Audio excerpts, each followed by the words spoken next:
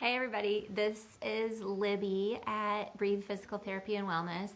We hear pretty frequently about people who have a hip that snaps or pops or clunks when doing certain exercises. Usually the exercises involve like lifting a leg up and down or moving out to the side. People will describe usually it feels like it's a pop or a click kind of in the groin area. And it's something that people ask questions about. And so I figured a few of you would like do you hear what that is? Usually, as long as it doesn't, usually if it happens every time, it is a tendon moving over a bone. If it feels like your hip is popping in and out, it could be a labral issue, but normally it's a tendon popping over a bone. And normally it's the hip flexor tendon. So what do we do about it? Number one, it's usually people who are pretty flexible who have this happen. And they wonder what to do to avoid having all this hip snapping, popping, clunking with exercise. It's very often exercises where you're laying on your back and lifting your leg up and down. I'd love for you to let me know if you have this happen.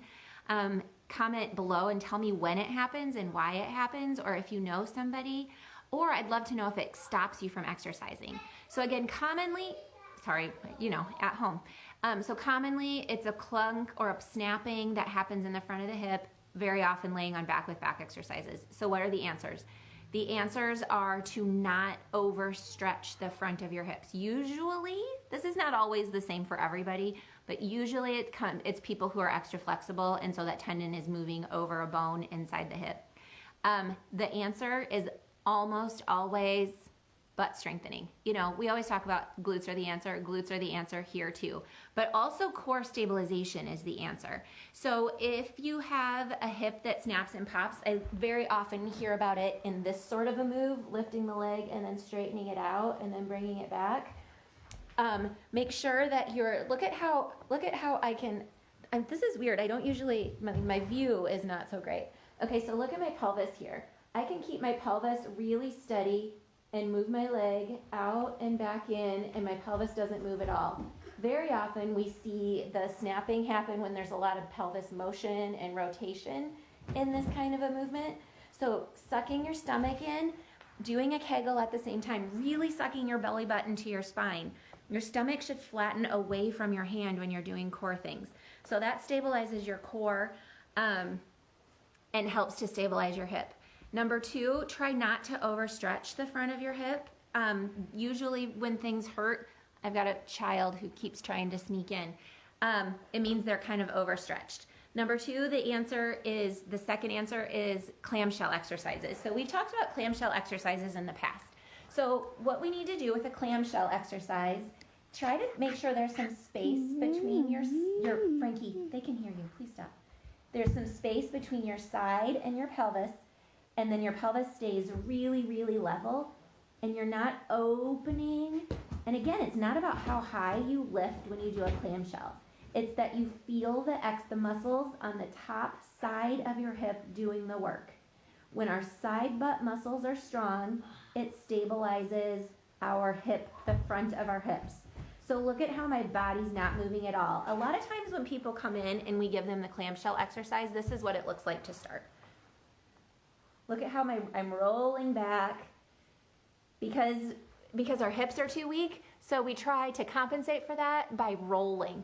So when we first start, we really can't open our hips very high. Now, if you have a pop or a click that only happens once and then it doesn't happen again for a while, that's a whole different story, and it's probably not something that you need to worry about unless it's really painful.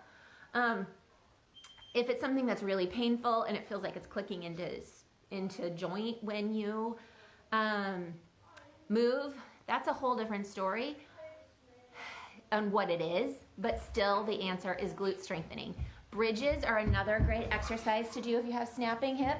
So again, a neutral spine, lifting up. Now what a lot of people do, sorry, my family, what a lot of people do when doing a bridge is instead of, hey, please stop, is we lift up, but instead of lifting up at the hips, we lift our chest. So keep your chest down and make sure you're lifting with your pelvis and not trying to arch with your upper back to get yourself higher.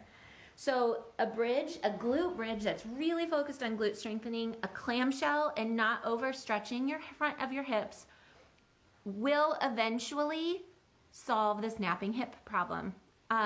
Comment below if you have it, if you know anything about it, if it stops you from exercising. I'd love to know which exercise. And anyway, have an awesome Monday. See ya.